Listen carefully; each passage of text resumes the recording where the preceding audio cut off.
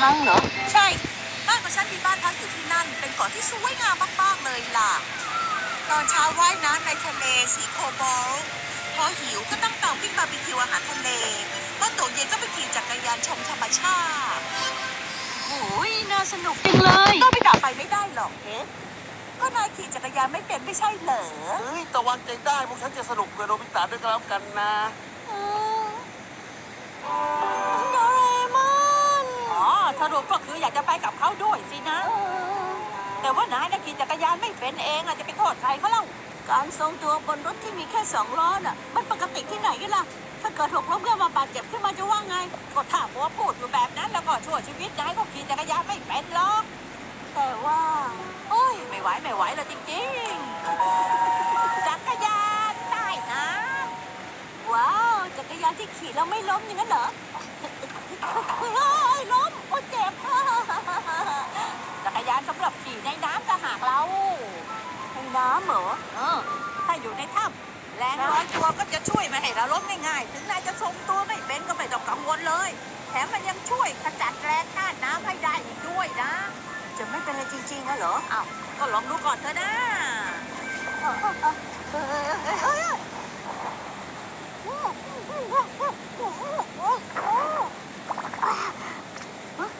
หายใจในน้ำได้ด้วยแบบนี้ถึงไปเราก็สบายดิพอสวมหมวกใบนั้นแล้วนะจะสามารถหายใจในน้ำได้แถมไม่ต้องกังวลเรื่องอุณหภูมิกับแรงดันน้ำอีกโดด้วยเรมอนทำอะไรอยู่ล่ะจะไอ้ฝึกขี่จักรยานน่ะฮะวันนี้ชิสุกะพี่ตาปั่นจักรยานในน้ำเนี่ยสุดยอดเลยจริงๆสิปั่นข้ามทะเลไปถึงบ้านพักของซันเนโอเลยดีกว่า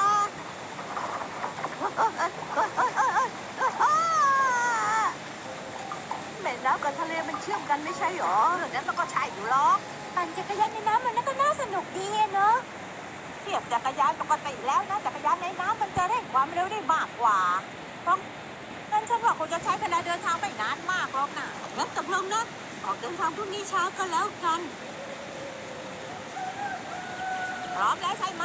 ออกไปผจญภัยใต้ทะเลกันโอ้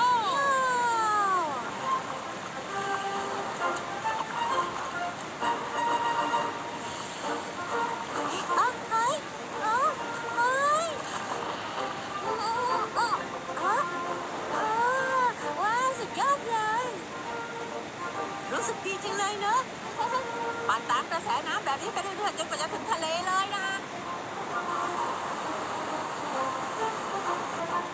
โดเรมอนดูตรงนั้นสิอ๋อมันเป็นทางต่างระดับมาสิต้องทำแบบนี้นะนี่แล้วก็ปั่นให้สุดแรงเลยจะโยูฮู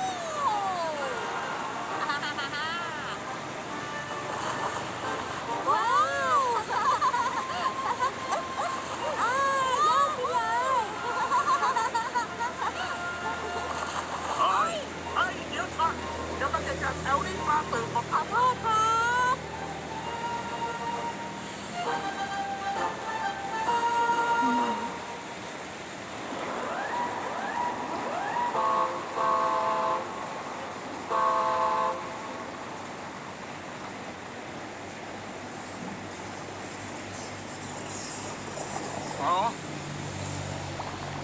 เด็กกับทานุกิกำลังขี่จักรยานอยู่ในทะเลโอ้ยไม่ใช่นะผมไม่ใช่ทานุกินะครับทานุกิพูดได้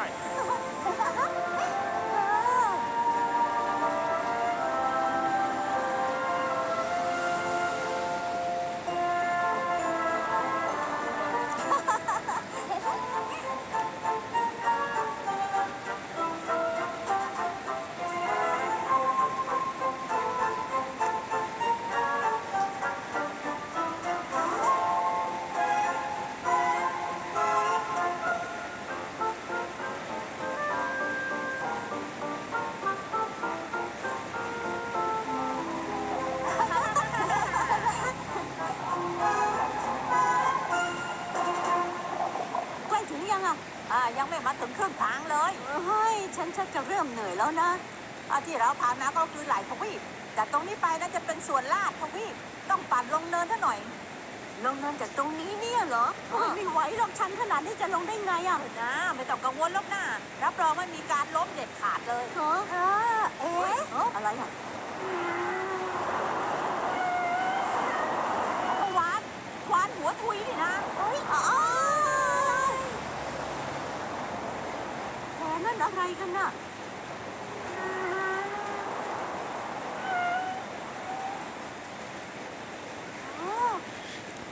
ตัวใหญ่จังเลย เอาละพวกเราก็เดินหน้าต่อกันเถอะนะไป ไปบ้างสิ ชิสกะก็ด้วยเหรอ โอ้ยอย่าทิ้งกันในที่แบบนี้ได้ไหมฉันไม่ได้คนสิ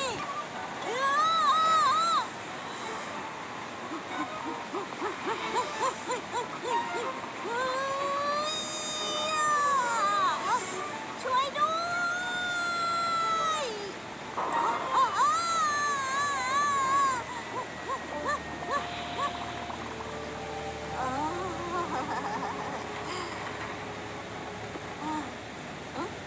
ไม่เจ็บเลยสักนิดเดียว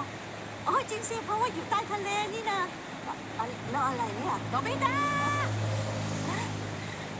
ไม่เป็นไรใช่ไหมแต่ว่านี่มันอะไรเหรอ อ๋อนี่ก็คือสายเคเบิลใต้ทะเลอะดิ เดี๋ยวพวกใต้ทะเล เวลาโทรศัพท์ข้ามประเทศหรือว่าดูรายการถ่ายทอดของเมืองนอกนะ สัญญาณมันจะถูกส่งมาตามสายเคเบิลนี่แหละ โอ้สุดยอดไปเลยเนอะแต่ว่าที่ฉันจับมันไม่ใช่แบบนี้นะเฮ้ย สัตว์ประหลาดอ๋อปลาทะเลลึกต่างหากเรามาถึงจุดทะเลลึกแล้วล่ะ รูปร่างประหลาดจังเลยนะ คงเป็นการปรับตัวเพื่อใช้ชีวิตอยู่ในทะเลลึกที่ทั้งมืดแล้วก็เย็นแบบนี้อะ นี่พวกปลาทะเลลึกเนี่ยเขากินอะไรกันเหรอ เรื่องนั้นน่ะเหรอ ลองดับไฟดูสิ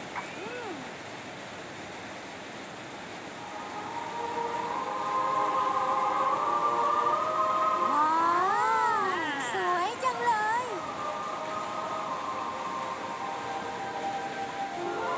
หิมะเหรอ เขาเรียกว่าหิมะทะเลนะ เป็นซากแพลงก์ต้อนที่ตายแล้วอ่ะปลาทะเลลึกบางส่วนจะกินพวกนี้เป็นอาหาร โอ้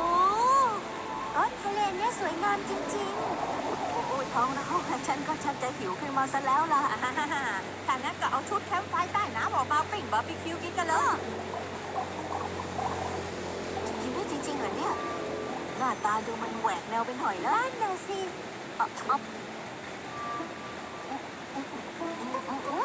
อร่อยดีฮะจริงๆด้วย อร่อยจริงๆเลย อร่อยฮะว้าวแบบนี้อร่อยจนถึงกินไม่ได้เลยอ่ะ จะกระมึกด้วยยักษ์ ปลาเนี่ยเราเหมือนกล้วยยักษ์กันนั้นเหรอชื่อประหลาดจังเลยคือตัวใหญ่ขนาดนี้อยากกินแค่ไหนเขากินไม่ไหวอ่ะ เดี๋ยวสิเร็วสิ ดีแล้วร้อยด้วยสิเร็วโนบิตะเร็วเข้าใช้เกียร์สูงสุดไปเลย มันจะตามมาทันแล้วโอ้ยดีอ่ะ เตรียมตัวนะ เตรียมตัวให้ดี เตรียมตัวกระโดดนะ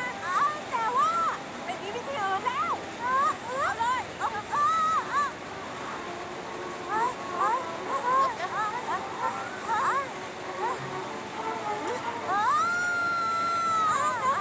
ฮ้ยนั่นก็ไม่ใช่นี่ก็ไม่ใช่อะไรกันเนี่ยทำไมเวลาแบบนี้มันถึงไม่เจอ ดูสิกันเลยมั้งฉันไม่อร่อยแล้วนะอยากกิน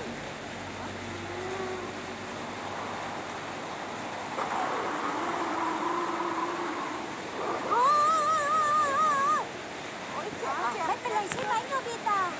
ทุกคนไม่เป็นไรหรอกเฮ้ย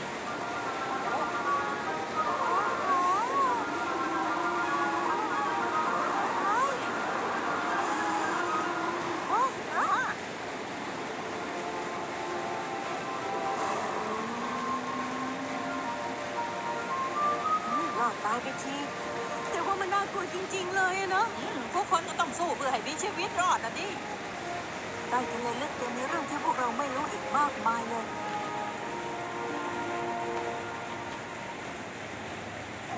เท่าที่ดูจากแผนที่นะ อีกนิดเดียวก็จะถึงเกาะโยโจฮังแล้ว ต้องปีนตรงนี้ขึ้นไปอย่างนั้นเหรอโหยเห็นแล้วหมดแรงเลย แค่กดปุ่มนี่ก็โอเคแล้ว จับรถให้แน่นๆนะจับไว้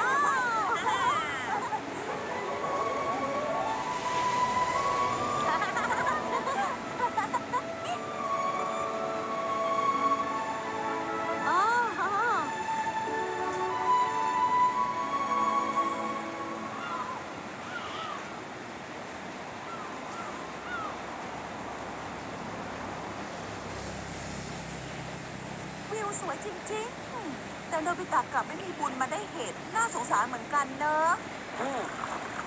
อะไรอ่ะ อะไรโผล่เฮ้ยโนบิตะเนี่ย ใช่